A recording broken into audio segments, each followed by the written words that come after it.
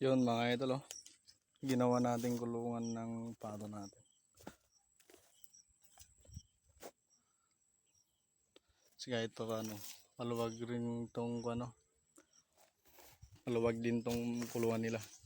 Pero kailangan din na lagyan natin ng ganyan na pabahay para mas maganda.